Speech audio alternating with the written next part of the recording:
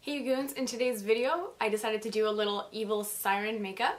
So I'm kind of really into doing mermaid makeup, but I wanted to do something very different. Everywhere you see the little like fishnet stocking kind of print on people's faces for mermaids, but I wanted to take it one step further and make it a little bit more evil. I went ahead and I went to my local Walmart and I did buy some man-made sea sponges. I was very inspired by one of my favorite makeup artists, V. Neal. She did an amazing job on the Pirates of the Caribbean makeup, and when she did the Davy Jones kind of makeup, this is somewhat similar to what she did, so that's where I took my inspiration from.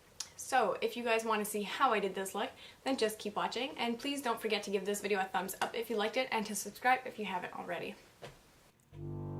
Alright, let's get started. So we're going to go ahead and just prep the skin using the HD Skin Booster from Makeup Forever, along with the stick foundation in the HD formula as well. And I'm going to be blending that together using my 56 brush from Sephora collection. It is a little bit more of a dense brush, so it applies a little bit more of a fuller coverage. I love using the Skin Booster and the Ultra HD together all the time just because they do both have that hyaluronic acid and the hyaluronic spheres that really draw it towards each other to really help hydrate the skin. So for somebody like me who has a little bit of a dehydrated skin, it is perfect. It lasts all day long and it provides a little bit of hydration at the same time. So I'm taking my Makeup Forever Flash palette and mixing together a blue-like shade, and just before I go ahead and apply that, I'm going to start off just by blocking my eyebrows.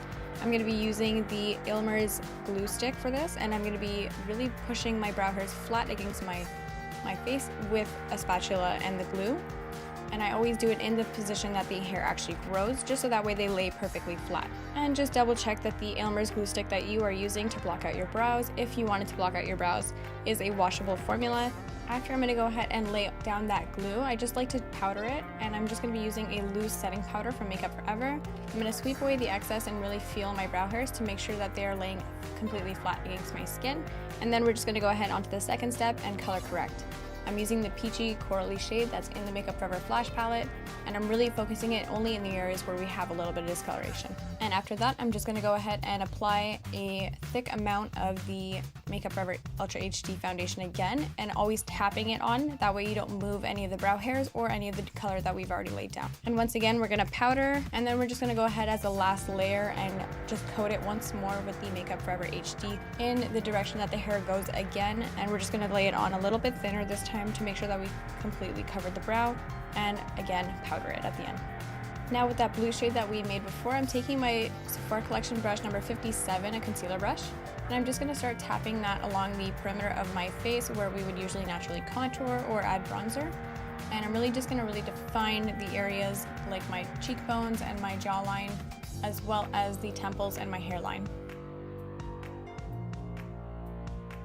For the neck, I decided to do long strokes downwards just to kind of give an effect that it's almost like some kind of texture on the skin, because obviously any sea creature usually has a little bit of texture. And then we're just going to put a fishnet stocking over our face and tap on a darker shadow, so that way it appears that we have fish scales on the perimeters of our face.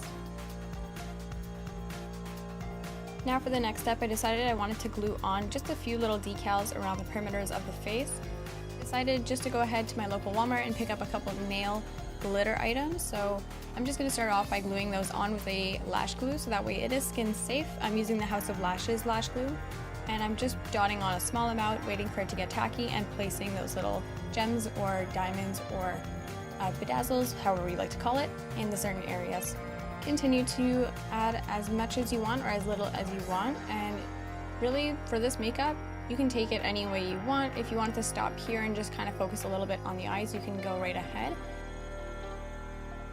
For my eyes, I decided I just wanted to go ahead and make them a little bit darker since this is an evil siren. So I'm taking the black shade from the Makeup Forever Flash palette and really lightly coating that onto the eyelids and really making sure that I'm smoking it out just a little bit more to change the morphology of my eye slightly.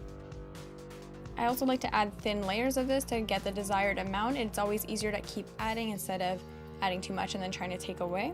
And I'm just going to slightly blend that out using my favorite brush from Sephora collection, the number 27. This is a perfect blending brush. And I'm going to take my black matte eyeshadow from Makeup Forever and just press that onto the area that we just applied that cream. And I'm going to make it a little bit darker by bringing it closer to the bridge of my nose. To add a little bit of definition to the lid, I went in with an iridescent greenish blue color, the same color that I used for the fish scales. And then I'm going to go ahead and grab the gold color from the Makeup Forever Flash palette and just place that under my eyes and really kind of lower it to kind of create a little bit of a smoky under eye.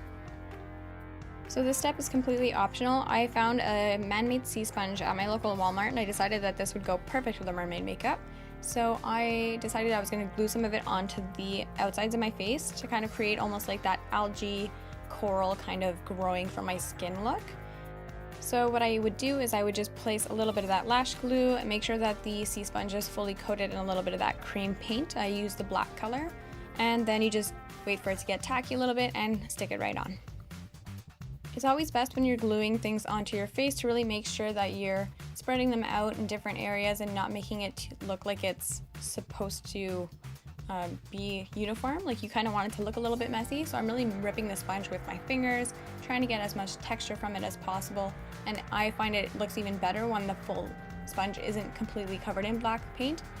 When a little bit of that green or yellow comes out, I find it looks a little bit more realistic.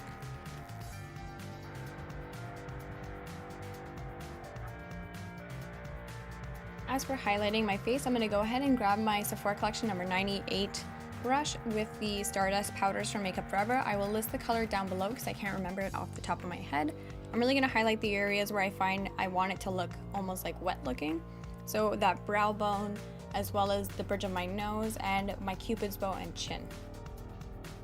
So as for the lips, I went ahead and I coated my lips lightly with the gold color from the Flash palette. And now I'm just going to create a bitten look with the black cream shadow as well from the Makeup Forever Flash palette. And the key to the bitten look is to really place the product right in the center of the lip and keep kind of smacking your lips together to kind of blend it together. I forgot to add a little bit of the highlight to the sea sponges, so I went ahead with the Makeup Forever Stardust again with my number 27 brush and just lightly added a bit of that highlight to the high points of the sponges. And last but not least, what is a special effects makeup without some blood? I'm using the Makeup Forever Pro Blood. This is a coagulated version, so it's really going to stay exactly where I put it.